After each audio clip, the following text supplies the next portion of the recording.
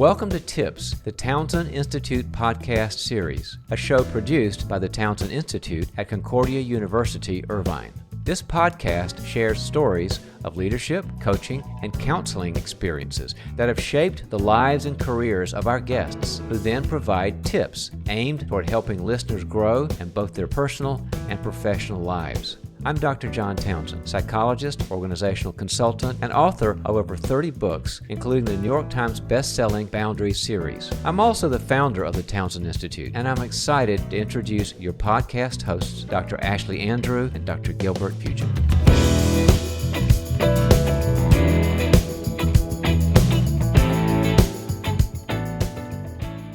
Welcome back, tipsters. Today, Ashlie and I are chatting with Lisa Nichols, close friend of the Institute, podcast host, and author of the recent released Something Extra book, which uncovers the traits that define truly transformational leadership. It's pretty incredible, Gilbert, to read Lisa's book, inspired by her daughter who was born with an extra chromosome. And we're happy to shed a light on Lisa's work that helps leaders, as she puts it, from the backyard to the boardroom, help identify and uncover the something extra within us all. We hope during and after this episode, you seek to explore that something extra in you and those close to you. Let's get started.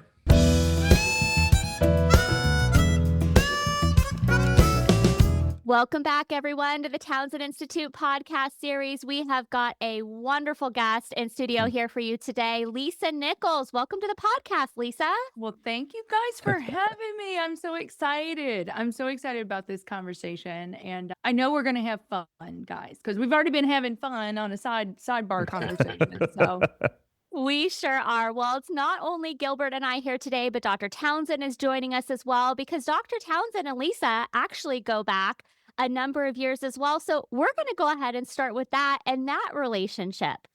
Give us some background on your friendship and then, Lisa, get into a little bit more about your journey. Sure. Yeah. Well, first of all, I adore Dr. John Townsend. I adore him. Yeah. And we've known each other for a long time now. Dr. Townsend, we've not aged though. Right. Yeah. We've known each other for a long time. So I think the first time, and of course I've read Dr. Townsend's books, got a lot of them on my bookshelves here. But I think the first time was many, many years ago. I've been involved in Young Presence Organization since 2004. And the Christian Fellowship Network within YPO has a Vision and Values Conference every year. And I think that's the first time that we met Dr. Townsend.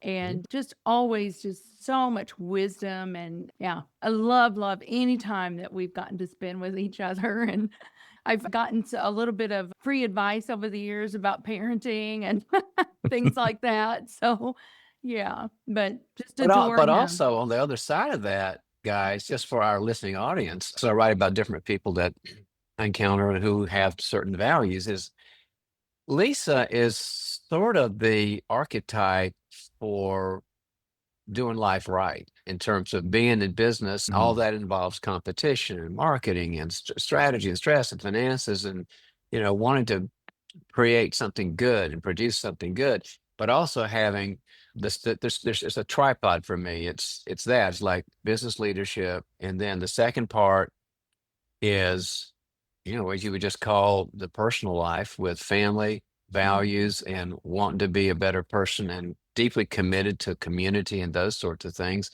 And then the third part of that's the faith. And Lisa loves Jesus like we all do here and is serious about it. And in winsome way, she communicates that. So Lisa, you're just kind of like, you're kind of a good model for people for how life should work for a leader.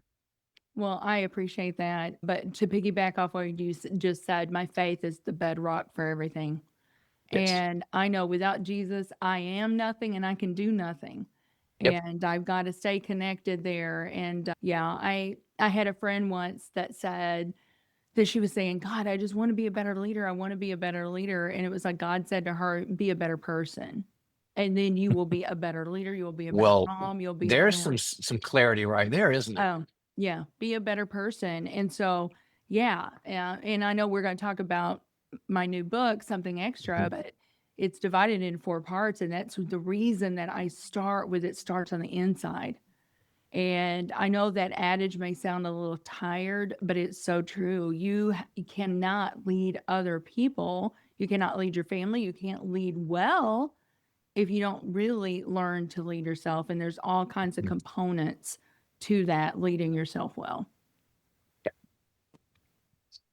Well, Lisa, let's jump into that. You wrote this wonderful book here, the Something Extra, and I have enjoyed it.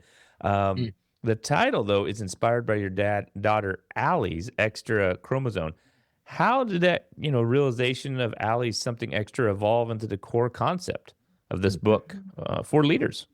It's a good question. And Gilbert, I just have to say, when you held that up, it made me really happy because I saw the corners were all curled up. Which means it's traveled with you in your attaché or something. It's traveled with you. So that makes It me did. I went on vacation. I took it and read it at the beach, and it was I love fantastic. it. And That then I makes was me like, so happy. I loved how you put in there about which podcast you talk to these people. So I was like, oh, I can look it up. It was There Yeah. you go. Over 360 Yes. episodes on the Something Extra podcast, Yes. which really helps set the foundation for the book, right? Absolutely. Wow. Yeah. Well, let's go back to Allie because Allie Yeah. truly is the inspiration for the title of the book and really the whole concept of Something Extra. So we have 3 adult children. Jordan is our oldest. He's 33. Paige is 32. And Allie is 30. When Allie's our baby, we also have a grandson. I have to mention him, Sawyer, because he would be really upset with Yaya if I did not mention his name. But Sawyer's our grandson. But when Allie was born with Down syndrome. And if you've ever been around someone with Down syndrome, if you know anything about it, scientifically, Down syndrome is an extra 21st chromosome. Mm. And so was born, we knew that she would change our life. She knew that things were going to change for us in many ways. We just didn't know how good those changes were going to be because Allie Nichols leads her life with acceptance and love and gratitude. I mean, she's just got so many something extras. And so, I mean, I can go back and tell you the story of one day Allie and I were in the car and she's my little sidekick and she's like in the passenger seat and we pass an animal that had been ran over on the side of the road and Allie cranks her neck and looks back at me, crocodile tears streaming down her face. And she's like, that poor baby. And it was like, I had this epiphany and I'm just stating a fact here, guys, but 8 in 10 women that find out that they're having a child with Down syndrome, if they have the ability to abort, they will. No judgment here, no judgment at all. I'm just saying that's the facts. And it made me just stop in my tracks. And I was like, wow, if she had been conceived by another family, this child may not be here. And she understands the sanctity of life and she brings so much joy to everybody she meets. She's extra loving, all these things. And I felt God. I've never heard the audible voice of God. I don't know if you guys have. I never have myself, but he speaks to me all the time in my spirit. And it was like God said, you need to write the book. You need to tell your story. You guys are on the other side and you see it. And listen, we had those same questions. We didn't know. Yeah. We didn't know what that would mean for us. We didn't know what it would mean for our other children. I mean, I can remember thinking all the what ifs. What if she gets to the point where she sees her older siblings driving and she can't drive? Or what if her older siblings get married? And some people with Down syndrome do. But I mean, having all these what if questions.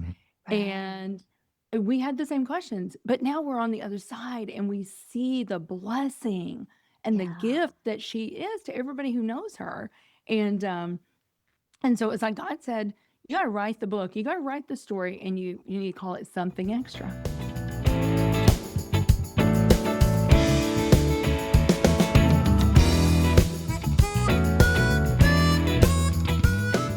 I really had no idea what it would take to write a book, guys. And so hear me, Technology Partners is our business. I take 1 month sabbatical from the business and start writing. Well, listen, it takes a lot longer than that to put out a book. And then life got busy. I put it on the shelf. And last summer, I told my husband, Greg, I said, if God calls me home tomorrow, I know I've been disobedient. I have not written the book. I don't want to stand before him and say, I'm sorry, I started it, Yeah. but I never finished it. And I said, I have got to write this book. And so, in God's perfect timing, God's timing is always perfect. And sometimes it takes decades for a dream to come to reality, right? But Right. God, in his perfect timing, the book is so much better of a book today than it would have been in 2017 because I can't help but notice, John, and obviously our listeners can't all see this, but you chuckled a little bit when you heard her say she took a 1-month sabbatical to try to write the book. And here she is, what started in 2017 has now come to fruition 7 or 8 years later, right? Is that yes, sometimes the process it takes? You have this wonderful idea and this call, but like you said, it's in God's timing. And that book in 2017 wouldn't have been what it is today. no, for sure, it would It's not. sort of like that God knew, kind of like an Abraham and Sarah thing. They had to wait for some things. And Yes, they it's did. sort of like the Lisa now, what is it, several years later, is also aware of things, has grown in some areas, has sort of more principles and stories. So it's sort of like you had to be the Lisa now to really do it the way that it should have been. Oh, that's so good. And I hope in 7 years, I'm not the same Lisa that I am today. Yeah. Right. Dr. Townsend, That's as the I walk idea. with God, right? That's As I the walk with him and have more experiences, and I'm hoping that I'm a better version of myself in 7 there years you than I go. am. Wow, Mhm. that's so beautiful. Well, we already recognize, Lisa, just in our brief conversation thus far, the humility that Yes. comes from how you talk and obviously how you write in this book and your experiences, having listened to your podcast as well. Now, you discuss this topic of humility as not, and we're quoting and referencing C.S. Lewis here, not thinking less of yourself, but thinking of yourself less. Can you talk a little bit about that genuine humility and how important that is really in all aspects of life, but especially when we talk about positions of leadership? Yeah, I mean, it has to start there really because I think and thank praise God I've evolved over the years because I think in my earlier years I did think that being the leader is having all the right answers and that sort of thing, but as I've gotten older it's really leadership is really stewardship. And the people that God has entrusted to us to serve, we are to serve them. It's not even about us. And how can we be the best version of us to serve them in a better way? And so, yeah, it has to start there.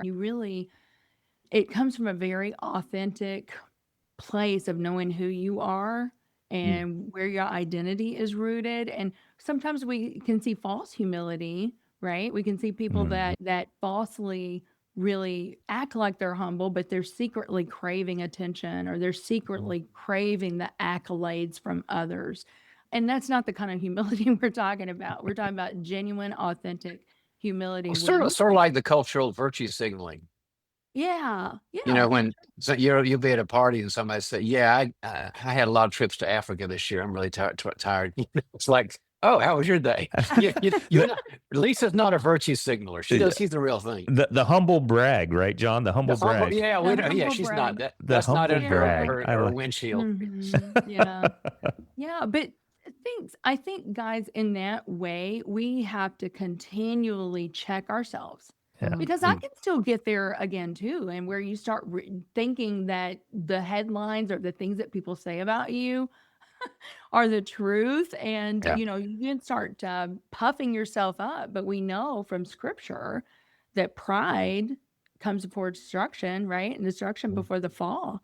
And we have lots of examples in the Bible of pride. Nebuchadnezzar, prideful. Saul. Mhm. That was the big Yeah. difference between Saul and David, I think, is Saul was very prideful and never recognized it, never repented from it. And David, he would recognize things like that, but then he would always come back and repent. Mm. So yeah, it's really important. Humility. Well, and you shared a story in your book Mhm. that really I can't identify with much because you talk about your high soprano voice. I got cut in 6th grade choir, so my music career didn't go very far. But I should have been cut. I wasn't any good, right? Mrs. Healy knew that. It was fine. We all agreed. But you talk about how that early life experience fundamentally shaped your understanding and practice of humility. Can you share a little bit about that? Yeah. Yeah. I'll just share the story from the book. So, at about 4 years old, I grew up in the church, a really Bible believing, faith infused church, great leadership. And when I was about 4 years old, the choral director figured out that I could actually hold a tune, and I actually had pretty good tone quality even at 4. And so she made it her mission to really develop my singing voice. And then, I went on to my mom recognized it then, and then I had vocal teachers and stuff all through. And when I was in high school, what this meant is seriously, I would sing a solo just about every Sunday because the preacher would say, "Lisa, come on up here and sing a solo for us." Grew up in Kentucky. And so it was just a part of who I was and growing up. And when I was a sophomore in high school, I did some vocal competitions and stuff, and I did a statewide competition and got like the highest score in the state. And even there was an older classmate of mine that I just really looked up to, and it's like a voice of an angel, right? And I got a higher score than her. And so I recognized that, God gives us all gifts, but it's like, what are we going to do with those gifts and why? Right. Why? And I think Yeah. that is where God has really helped me grow to know that from Isaiah, my highest purpose is to glorify him and to bring him honor and glory. It's not about me again. But I kind of was getting a little puffed up, to be honest with you. Here I was 16 years old, had a car accident, and the thrust of the accident, I mean, I came out of there gasping for breath. I could not talk, and I can remember I can't talk, and she's like, "Oh, it's okay, honey. It's okay. It's okay. It's just a car." I'm like, "No, Mom, really, I can't talk." And finally, the police officer said, "Ma'am, I think she's trying to tell you she really literally cannot talk." And so I had surgery and got my speaking voice back. But every time I would go to sing, then my voice would crack and I would have cracks, and then it was embarrassing, right? And so then that diminished my confidence. But my mom, just being the amazing mom that she was, just an amazing parents. I'm so grateful for my childhood. But my mom drove me an hour each way twice a week to a voice rehabilitation coach. And so eventually, after about a year of voice rehabilitation, I was able to get my singing voice back, but I never got to that higher register. So, but I've gone on, like in college, I sang in a group and we would travel around. I've sang the national anthem at the cards game, things like that, but still, I mean, it did for a long time really, I guess, put a pin in my confidence. And, confidence is so huge, right? But it really showed me very early that these gifts were given to me by God for a reason, not to puff myself up, but to glorify him and honor him and serve the people. And as quickly as that gift could be given to you, it can also be taken away. Yeah. And it really did. I mean, it really has shaped me. And I'm not saying that I don't still, but I recognize it really quickly now. Yeah. Oh, God, I'm sorry, less of me and more of you, God, So I recognize it a lot quicker now than I did. But yeah. There's something also about, since you've accomplished what you've accomplished, you and Greg, in business, in a competitive world, that the way I look at the humility factor, and you're about all that, is that it's an energy source. And if you're doing it to feed you, sometimes it's too high and sometimes it's too low. Sometimes people beat themselves up, but all the attention on the you part diverts energy away from the mission. Your brain goes, "Oh, I can't take care and start this global enterprise. I've got to worry about whether you're too good or too bad." And when you went back to the Lewis comment of just thinking less, I know I'm loved, I know I'm okay. Then the energy says, "Oh, she's okay here. Go change the world." So you're being more efficient in your energy. So I like it because not only does humility put God in his place, so where he belongs in the chair, good for us, but it's also good for what we're trying to accomplish. Oh, no doubt. Because if you're only thinking about yourself, you're going to say, oh, I don't have time for this person. There you Right? I go. don't have time to meet with this person. I don't have time to mentor this person. And I did a post, I think last week, and I said, if I ever get too busy for people, I'm too busy. Right? Because Yeah. again, it's Yep. about the impact that we can have on other people. And the other thing that I would say too, humility, true humility is an eternal thing. And I keeping that eternal mission in mind, even with that example that I just gave you about meeting with people or building into other people. It's like, boy, that's where our impact comes. There's only two things that Yeah. are going to last, right? People's souls Yeah. and the word of God. And so if we're not investing in those things, then yeah, I think we're going to get to the end of our life and realize we've missed the mark.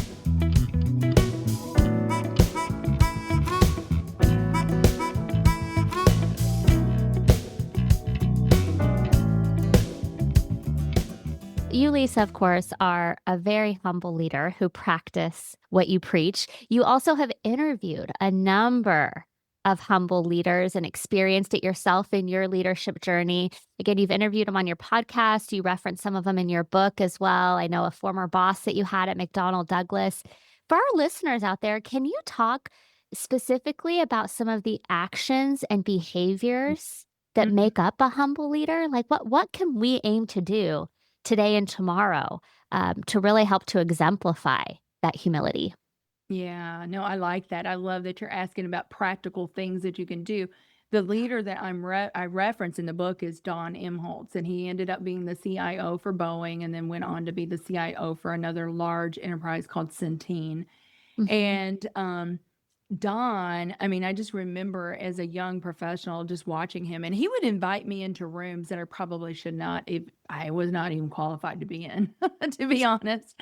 But I realized because it wasn't formal mentoring back then, but I realized that what he was doing was building into me and investing, right?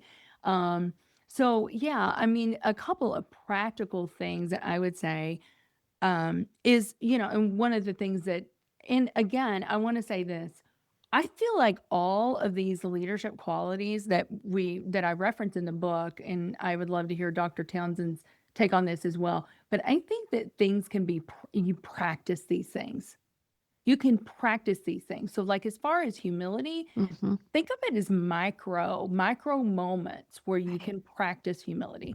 And one little example of that is if you're in a meeting, and you're the leader, don't be the first one to say, well, here's my opinion, right? Kind of sit back and be the last one to speak and let your team ask good questions, lead with questions. I know our friend Bob Tiede, I don't know, Dr. Townsend, if you know him or not, but he wrote the book, Leading with Questions. Ask good questions of your team, draw those things out of them. Don't try to be the most important person in the room. We can sometimes you need to check your ego at the door and get your team talking more. So that is one thing.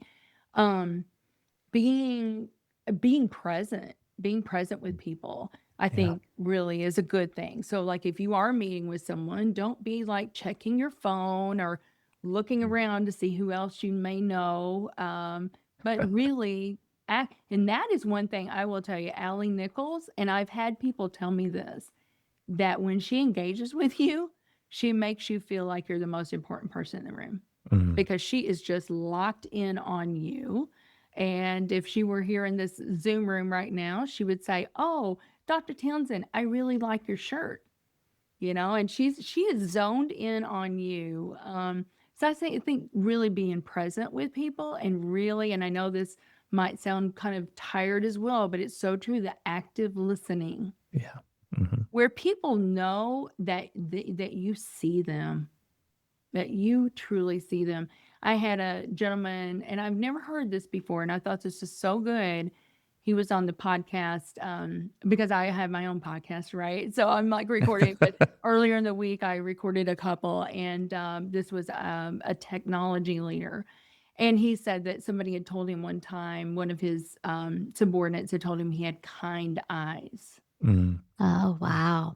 And I thought that was where truly, looking at somebody and really Mhm. seeing them. I think people want to be seen, they want to be loved, they want to feel like they belong, they want to feel valued. Yeah, Yeah. absolutely. Well, I love that you say that, Lisa, and I love that, Mhm. especially that you say this is stuff that can be practiced, right? It Yes, can be nurtured and learned, and you can grow. you Unlike, can get better. Gilbert may not have the voice, but he can practice, right? Well, He's showcasing kind eyes. I So, got to work on the kind eyes, yeah, So you yeah, got some other things. and Uh, hopefully they're not crossed. If they're crossed That's eyes, that's going to that's throw probably everybody not so off. good. Yeah. But it's interesting, Lisa, here Yeah. at the Townsend Institute, one of the things that I think really sets our programs apart from others is one of the aspects of our classes is we do what are called homework partner calls or role plays, where students are teamed up with others in the class to actually role play and practice what some of these situations might look like, whether you're on the counseling side, the coaching side, or the leadership side. But take whether it's a difficult conversation, whether it's a counseling or leadership theory, and actually practice it in a safe environment with a classmate. Because again, a lot of these things do not come naturally, right? And so then to be able to have that criticism of, well, I see what you're saying, but the way you came at it, and a lot of the times what they're talking about more is kind of the nonverbals, right? Whether Mhm. it's the eye contact or the attunement or really being present, because now's the time to practice it, right? Where they're in these programs versus Yes. in the boardroom or when Mhm. you're having to have that conversation. So I love that because I think it just further emphasizes, that real world practice. Let's take what we're learning, let's take these skills, whether it's from a textbook or not, and really put it into practice. You've got to look at the impact of what Lisa's describing too about on the other person. Maybe it's a direct or it's a Yep. client or a colleague or whatever. Is inside everybody in business is sort of like, am I a person or am I utility? Mm. My commodity with certain talents, but is that Right. really the bottom line? And we can say all the cultural stuff about how valuable they are. But people always had that little fear, like just because I'm good at IT or I'm good at marketing or whatever, everybody's got that. And so Mhm. when you practice what Lisa's saying, Yeah. which is this is about you, Yeah. and it's going to take me time, and Mhm. it's going to take me. I've got a lot of details in my head and things like that, but I've got to shut it all down, put it on the back porch, and look at this person in the eye and stay with them and ask the questions and really mean it. It begins to dissolve that fear of, oh, I'm not just a transaction.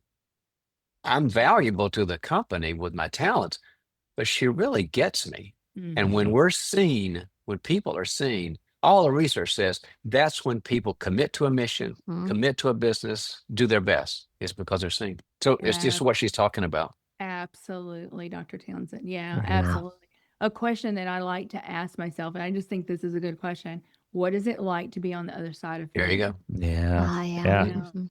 and you can do that with your children. You can do that with a spouse. You can do that, I mean, in any kind of relationship. What is it really like to be on the other side of me? Mhm. But yeah, my good friend, and I talk about this in the love chapter. My good friend Jim Bechtold, love Jim Bechtold almost as much as I do Dr. Townsend. But Jim was the president of the Pampers division for P&G. Mhm. And when he was going for his doctorate, his dissertation was on really how people feel in the workplace. And what he discovered was 70% of the people in the workplace do not feel cared for. Mhm. And so and he's presenting to his boss at Procter & Gamble these findings, and that is when Procter & Gamble started, and I don't know if you remember this or not, go back and Google it, but they started this whole love campaign Mm. where they were sending love boxes out to their Yeah. employees, Mm. and that love, truly loving people is where the magic was going to happen. And yeah, and that just makes me sad, to think that Yeah. people sometimes don't even feel cared for. And it's not about, and to Dr. Townsend's point, what he said, it's not about what they do for the organization. Certainly, we've got to have accountability systems, and organizations need results or they're Right. not going to be around, right? None of that other stuff is Yeah. going to matter. But it's really about who they are as a Mhm. person, that I value Right. you as a person, not just what you're doing for the organization. Yeah. And It's interesting just to feel loved at work, right? Or that cared for, known, right? A few years ago, I heard about Gallup did a study, and they found out 25% of people were called the wrong name at work. Not the name they want to be called, and things. Oh, Mhm. yeah, that'd be miserable every day that you're calling them that, and that's not even what they want. But so you talk about another story in the book, and so when I read this, I looked up the podcast. I got to hear about this guy, and it's about identity, right? And it's with Jeremy Kubicek. I hope they said his name right, but Kubicek. yeah, Check. Kubicek. Yeah, his Mhm. near-death experience. I mean, he was hit by a car and almost died, and had to talk with God, and all these kinds of things. How do you advise leaders to proactively, cultivate their identity, their core identity, before maybe a crisis happens that they have to confront? Yeah, I mean, you have to figure this out guys, Yeah. before the, Yeah. because honestly, otherwise it's like trying to build, pour a foundation for a home in the middle of an earthquake. Yeah. Yes. And it's Yeah. just not going to happen, right? So for me, and certainly not everybody subscribes to this, but for me, my faith has been, like I said, the Yes. bedrock. I mean, that's first and foremost, I am a daughter of the King of Kings. I'm a Mhm. daughter of the King of Kings, and I know how loved I am. And it's really, again, it's not about what I do. It's about who I am and my heart. But I would say even for those people that don't have faith as their bedrock or the center Mhm. of everything, you gotta tie your identity to something. Mhm. Something other than a title or a position. Yeah. It has to be in your values. Figure out what's your core values as an individual. What's your purpose, and tie it to that. Because listen, titles change. Yes. Mhm. Yeah. Titles change. And Yeah. goodness, I mean, I tell the story about Jeremy, and he'd been building very young, right? He was a young entrepreneur and built many, many companies, and getting ready to start another large company. Mhm. And he said he realized, and when he had that near death experience, well, he did. I mean, he saw himself, he was Yep. in the clouds, saw himself, and the people working on him and everything. But he said, what he wanted to know was I good? Was I good dad? Was I a good man? Was I a good father? Those Yeah. were the Mm. questions. It's not like, what kind of businesses or what that revenue was, or, Yeah. how much money he had made, or how many things he had acquired. Right. So, yeah, Wow. I mean, do it sometimes, and I think it's really I think it's hard work. Yeah. And I think Yeah. sometimes that's why people don't take the time to really Yeah. figure it out, because it's hard. It's Yeah. hard to figure those things out. But boy, like I said, if you don't have that, it would be like trying to build the foundation of a home, pour concrete in the middle of an earthquake. It's just Well, not going to work. and that really resonates with us in California, right? I Yeah. mean, we have the Exactly. earthquakes, Yeah. right? I mean, and You so know what trying you're to talking do that, about. there would We be a have lot some of permits tornadoes you'd have to here, pull but from the yeah. city to do that during an Yeah. earthquake. Yeah. So Yeah.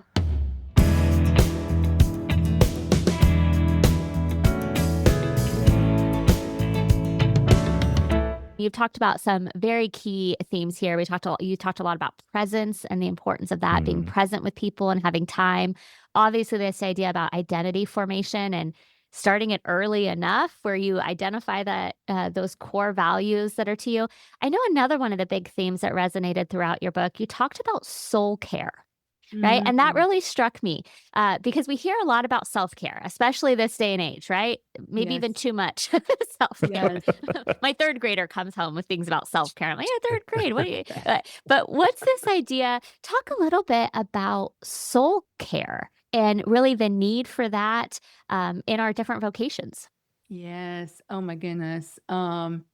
Ashley, that's a big one. And I'm sure you guys see it too, but I see so much, it's almost an epidemic of busyness yeah. with Mhm. people. I've got a friend, I have to give credit to my friend Adrienne, but she once said busy means being under Satan's yoke. Oh, wow. Wow. Okay, say that again for our That's a listeners. good I one. love that. Adrienne Bracy, Okay. giving her Yeah. credit, but Yeah. being under Satan's yoke. Yeah. And if Satan can get us busy, and he can get us busy doing all these things, right, then we're not going to take the time to do this really important work like soul care. Mhm. But it all kind of stems back, and I talk about Lance Witt. I don't know if you guys, I know you know Mhm. Pastor Rick Warren's church, Saddleback. Yes. Lance was working at Saddleback when The Purpose Driven Life came out. Oh. And he said he realized he was just going like nonstop. And one of my favorite quotes from him is he said, "You cannot live at warp speed without warping your soul." Mm. Yeah. Wow. And so I think soul care, it's not just a nice to have. It's not an option. It's essential. If you truly want to be the kind of leader that God has purposed for you to be. And again, it's not about, Ashlie, I mean, we all love spa days, don't we? We love spa days. We love, that's the self-care, right? But soul care is deeper than that. Yeah. And that is really getting down again to do that hard work that we've been talking about. Where's your identity? What are your purposes? Are you living according to the things that you say are important to you, your values? It's kind of a level setting. Every leader, and where we Exactly. could talk, especially with soul care, we all try to start off the same way, but life and distraction and these sorts of things. It's like going to get your dashboard every morning, and to see how the finances are going, the KPIs. The soul care idea, I loved it when you said it. It's like it's the level set to say, I just want to find true north again, and everybody needs Yes. reminders. Yeah. Everybody needs reminders. Exactly. So Love that. yeah, And it's not optional. no, Yeah. not option. Well, and some of I talked to one of our students a couple days ago, right? That was struggling because he's a pastor, right? He's doing good work. He's doing ministry. And so he's getting pressure from his senior pastor. You got to do more, got to do more. And he goes, I'm feeling crushed by it, right? This isn't sustainable.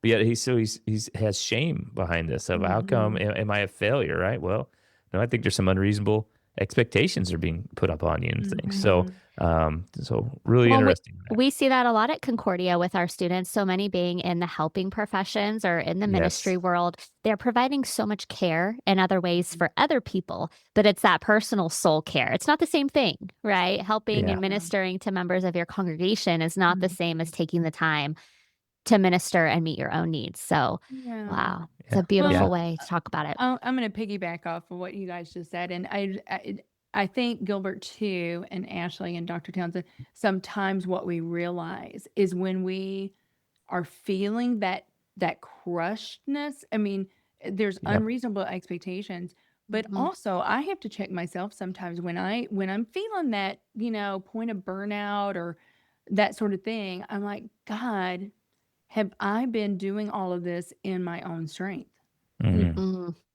Because sometimes we just push through and think, oh, well, I can do more. You're doing it in your own strength. The other thing that I realized, I had a really come to Jesus moment about in 2014, where I was serving on a lot of boards. I was on 6 different boards. I was traveling. We were opening up new offices, all of this. And Dr. Richard Blackaby has been a wonderful spiritual, and Dr. Townsend knows Richard, wonderful spiritual mentor for us. And He was speaking at when we were in Coronado Island, San Diego together. Yes, Hotel del Coronado, right? Well, I remember sitting under his teaching one day, and he was talking about leaders, kind of like what Lance Witt said. Yeah. He sees so many CEOs, so many leaders that are just running like 200 miles an hour. Yeah. And really, they have created no margin in their life for God to do anything new. So even if God wanted to do something new, there's no margin there. And I am sitting there, literally, it was me and about 20 dudes. And we're sitting in You're tears. not used to that at all, Lisa. I'm not. I know.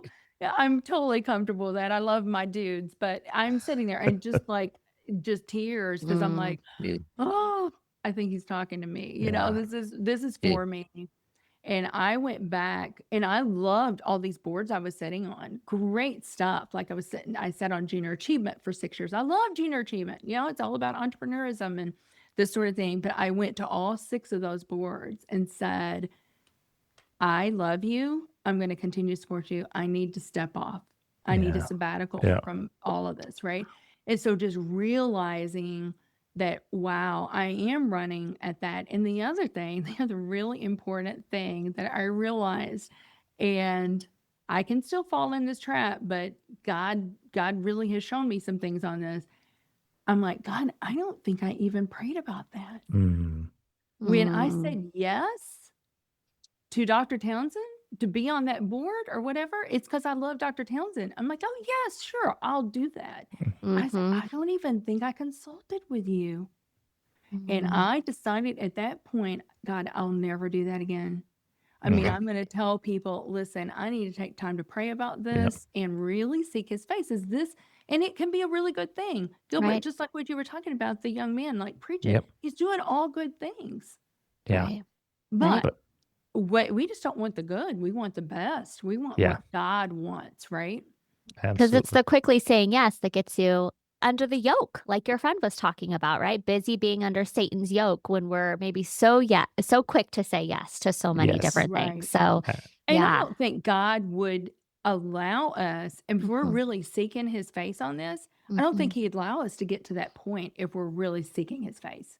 Absolutely. You know, where we feel that burnout, right? Well, and I think another good adage to always remind ourselves too is I always love the statement. I actually have it up on my my bulletin board here behind me is sometimes no just means not yet. Right. So you were talking about that amazing work that you're doing on 6 boards. That doesn't mean you can't do it. Maybe you don't do it all at once. So maybe you spread it out. And so that's the problem is, you know, let's serve these 6 boards or these organizations, but let's do so in different ways or maybe at different times for that balance that's so necessary. Wow. Right.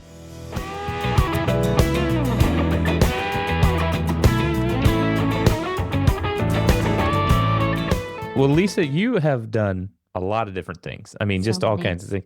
How can our listeners actually find out more about all the great work that you're doing? Oh, goodness. Well, let's see. I'm very active on LinkedIn. So reach out to me on LinkedIn. The URL for Technology Partners, which is my husband, Greg, and I co-founded 31 years ago. Wow. All things IT. There's very little that we have not done in IT. And if we haven't done it, we'll tell you because we're not going to engage in something that's not going to be successful. But that URL is www.technologypartners.net. Okay. So you can learn a lot more about the company there.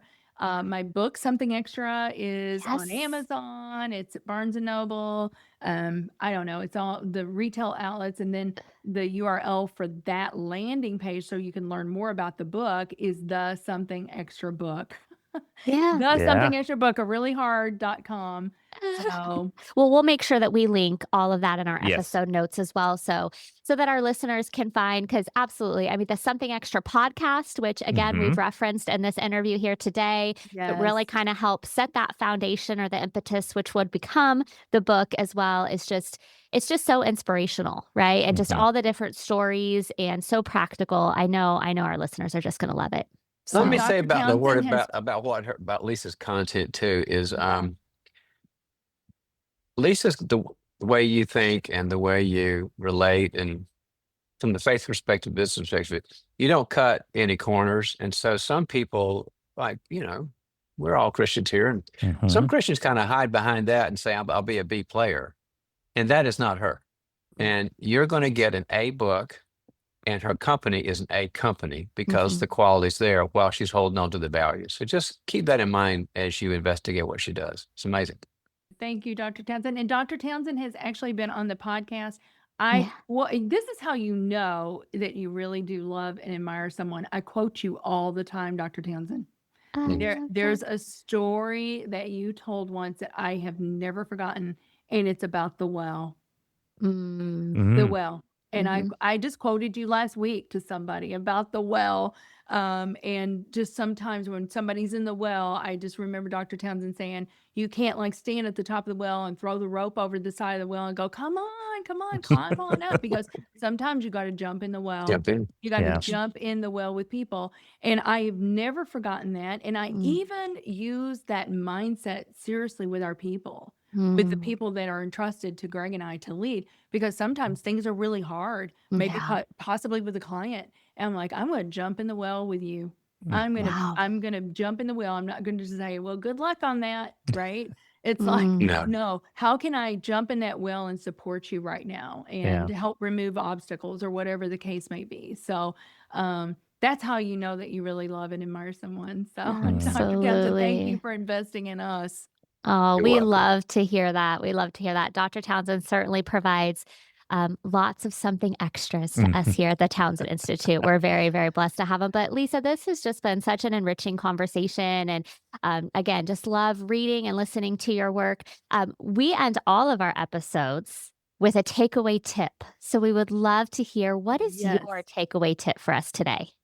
I have a takeaway tip, and Oh. it ties back to something extra. Great. So just as Allie has lots of something extras, just as Dr. Townsend, all the people in your sphere of influence, when you are encountering someone, look for their something extra. Help Love that. call it out, Yeah. champion it. I say, if you really want to elevate your leadership, start by elevating the people that have been entrusted to you Yeah. and help them discover what that is and champion those things and call them out with specificity. So that's my tip. It's beautiful. Wow. Great. We love it. Thank you Thank you so so much, much. Lisa, and best of luck in the future. We'll be sure to keep in touch. Thank you, Lisa. Thanks for having me, guys. Love you, Lisa. Love you too.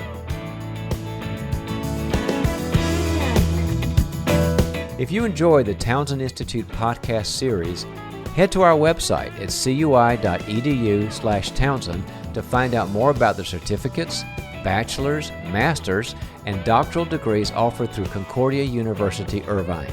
With programs in mental health counseling, executive coaching and consulting, and organizational leadership, we have a variety of faith-based programs dedicated to helping you fulfill your academic and professional goals, all the while furthering your competence, character, and connection.